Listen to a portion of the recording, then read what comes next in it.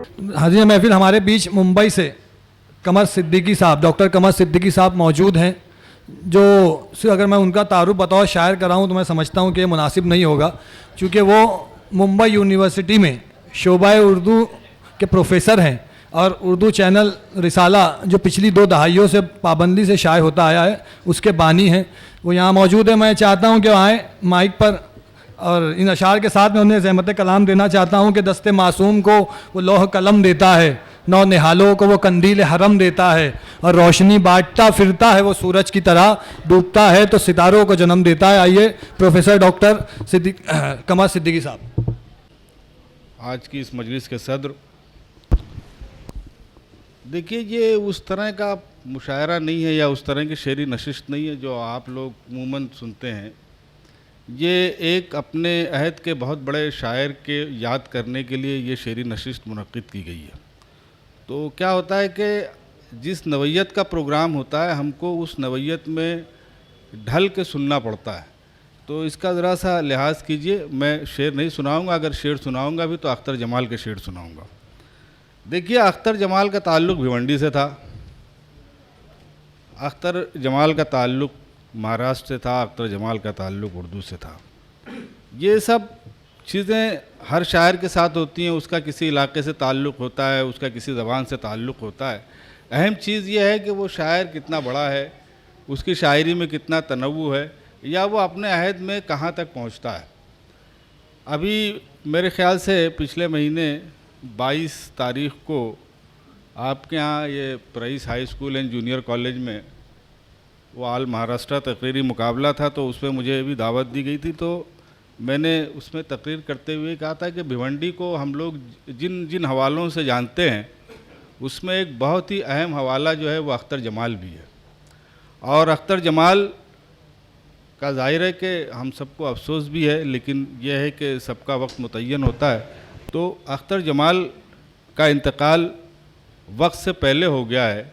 उसकी शायरी का जो ज़रखेज़ी का जो ज़माना था वो वहाँ से एक तरह से शुरू हो रहा था, लेकिन इसके बावजूद अख्तर जमाल का जितना कलाम है, देखिए शकील साहब के हमारे यहाँ हम शायरी को, जैसे एक रिवायती दौर हमारा है, उसके बाद तरक्की पसंदी का ज़माना आता है। आप दोनों को अलग अलग करके देख सकते हैं। आप नाम हटा दीजिए, आप शायरी पढ़िए तो आप कहेंगे रिवायती शायरी है, आप शायरी पढ़िए आप कहेंगे तरक्की पसंद शायरी है।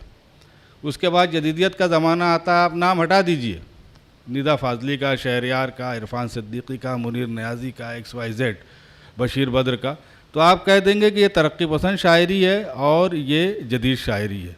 मसला जो है उसके बाद का है। आप नाम हटा दीजिए, आप पता ही नहीं पाएंगे कि ये जदीदियत के बाद की शायरी है या जदीदियत से पहले की शायरी है या तरक्की पसंदी शायरी। इसकी वजह यह है कि शेर अच्छे कहे गए, शोरा अच्छे आए, मशहूर हुए, मुशायरे की स्टेज पे जो है वो उनका सितारा जो है चमका, कुछ दिनों के बाद बुझ गया। कुछ जो है वो बहुत अच्छे शायर थे। सवाल ये है कि एक उस्लूब कैसे बनता है, आप शनाख्त कैसे करते हैं किसी शायरी की। तो ऐसे शोरा जो उस्लूब के एतबार से अपने अहद की शायरी को पेश करें वो बहुत कम आए थे, और उसमें अगर एक अख्तर जमाल आया था तो वो बहुत पहले चला गया।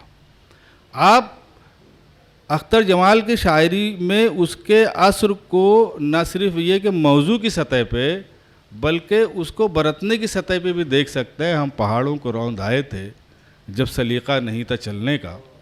तो ये ऐसा नहीं है। अख्तर जमाल जो है और अदब जो है ना, अदब में जमहूरियत जो है वो हिंदुस्तान या अमेरिका की तरह नहीं होती है। बहुत बड़े डेमोक्रेटिक मुल्क हैं, लेकिन इनके यहाँ जो उसका इम्प्लीमेंट है डेमोक्रेसी का वो वैसा नहीं है। अदब में सबसे अच्छा होता है, और अख्तर जमाल का रिवाइवल होगा।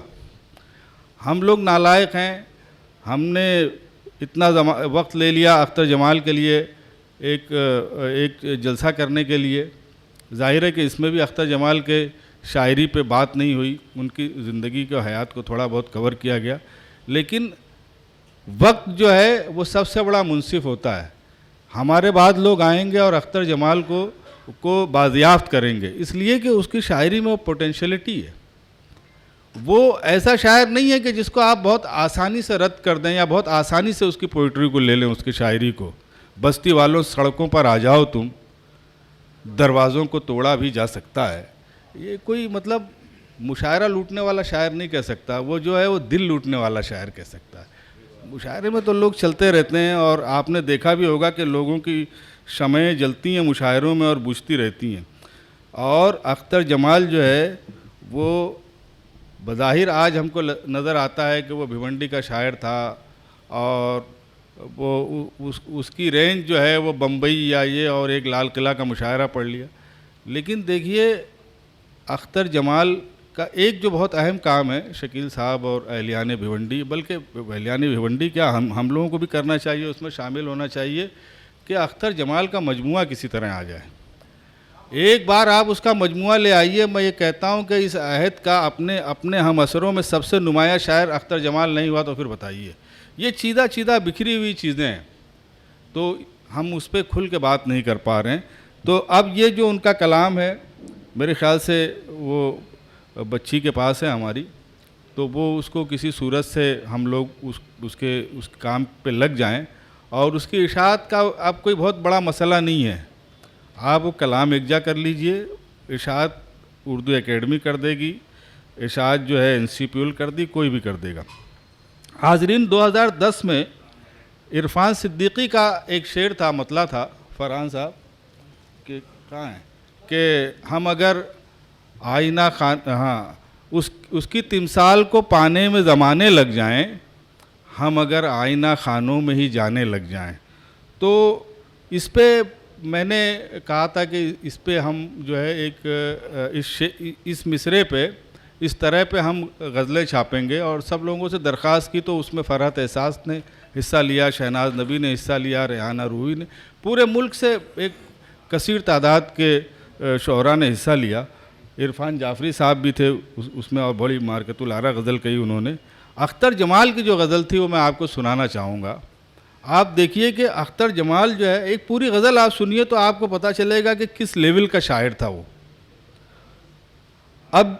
अब ये सोचा है हर एक ज़ख्म छुपाने लग जाएं, अब ये सोचा है कि हर एक ज़ख्म छुपाने लग जाएं, जिस्म पर राख मलें खाक उड़ाने लग जाएं।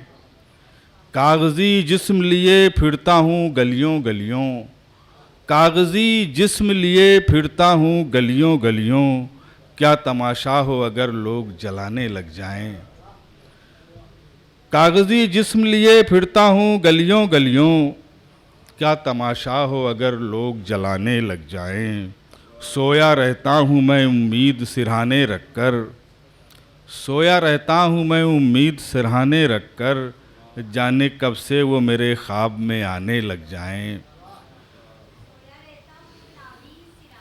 हाँ, अब ये हमारे पास जो रिकॉर्ड में गज़ल है उसमें उम्मीद है। हाँ नहीं, ये जो मेरे पास प्रिंट में गज़ल है जो मेरे पास, हाँ तो उन्होंने कर लिया होगा बाद में, जाहिर है कि ये 2010 में जो छपा था वो कलाम मैं सुना रहा हूँ। ऐसे हर बात समझ लेते हैं जैसे तैसे, ऐसे हर बात समझ लेते हैं जैसे तैसे, वैसे दुनिया को परखने में ज़माने लग जाएं। ऐसे हर बात समझ लेते हैं जैसे तैसे, वैसे दुनिया को परखने में ज़माने लग जाएं।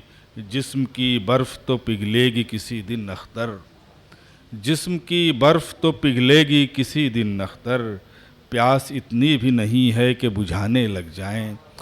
तो देखिए ये तेवर था अख्तर जमाल का, ये लेवल था अख्तर जमाल का।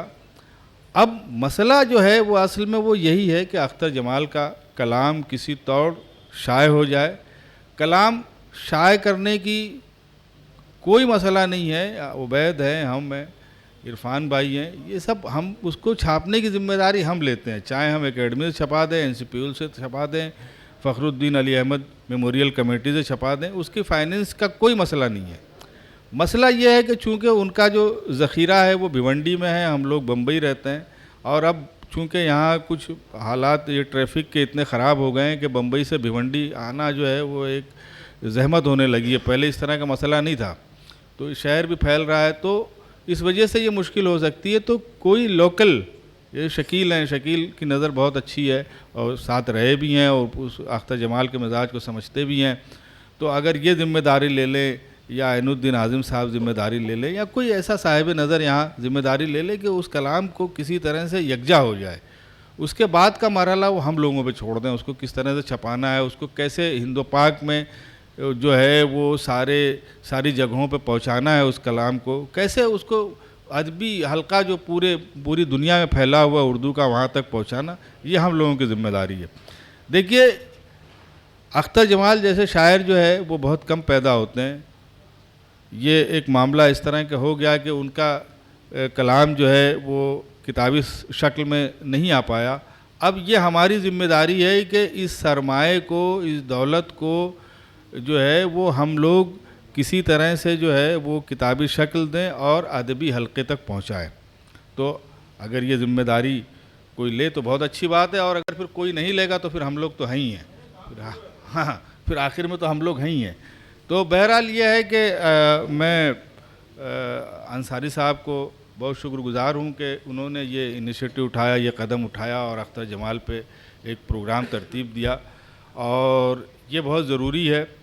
हम लोग शब्बीर शाह साहब इस सिलसिले की एक सीरीज़ बम्बई में चला रहे हैं, और ऐसे शोहरा और अदबा जो पिछले 2-3 दहाइयों से या एक अरसे से जो मरहूम हो चुके हैं और जिन पे फिर कोई प्रोग्राम नहीं हुआ, तो उस ऐसे हम लोगों पे सीरीज़ हमने शुरू की है। पहला प्रोग्राम हमने निज़ामुद्दीन निज़ाम पे किया, दूसरा अब्दुल अहद साज़ पे।